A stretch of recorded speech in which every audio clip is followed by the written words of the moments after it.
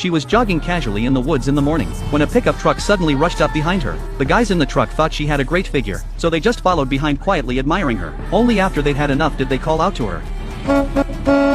Mary originally wanted to confront them, but the pickup sped away from the scene. When she got back home, those same guys were already working on the roof. Seeing how big and strong they were, she knew she'd be at a disadvantage if things got heated, so she went inside and told her husband Jack what happened, hoping he would stand up for her. But Jack just threw cold water on her, saying if you're going out for a run you should at least wear a bra, then men wouldn't mess with you. The words sounded normal enough, but Mary just couldn't accept it. The more she thought about it, the more furious she got, and she pushed open the attic window, then took off her jacket right in front of those punks. Their leader David figured Mary did that because she and her husband were fighting, so he wanted to find a chance to intimidate Jack. If Jack really turned out to be a pushover, then he'd have a chance to take Mary for himself. That day he heard Jack was heading into town, so he told his guys to slowly block the road ahead. Jack thought it was just traffic and followed behind unbothered, until he saw someone in the driver's seat waving. Then he turned his wheel and went around them, even greeting them as he passed, not realizing he'd walked right into David's trap.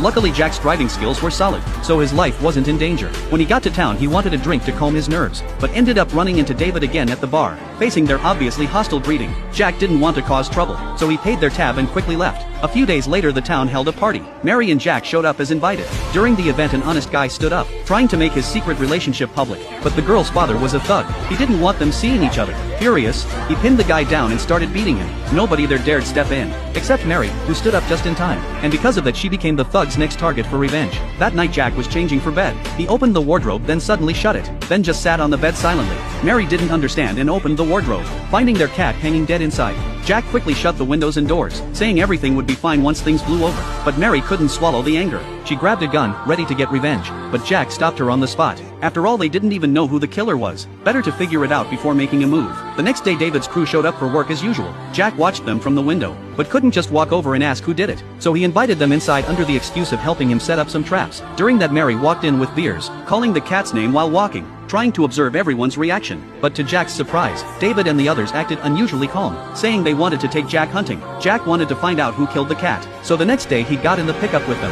After getting out of the truck he spoke first, asking who broke into his house and did it, but David and the others acted like they rehearsed it, saying they knew nothing about it, then led him deeper into the woods. Jack walked through a patch of fog, only to find the guys behind him had vanished, so he called out loudly, but after just a few shouts, a bullet flew past him. If he hadn't dodged in time, he might have died right there. He complained to the guys with him afterward, but they said it was just an accident, then kept walking into the forest. Jack focused on hunting, not noticing that David had already disappeared, and had shown up at Jack's front door instead.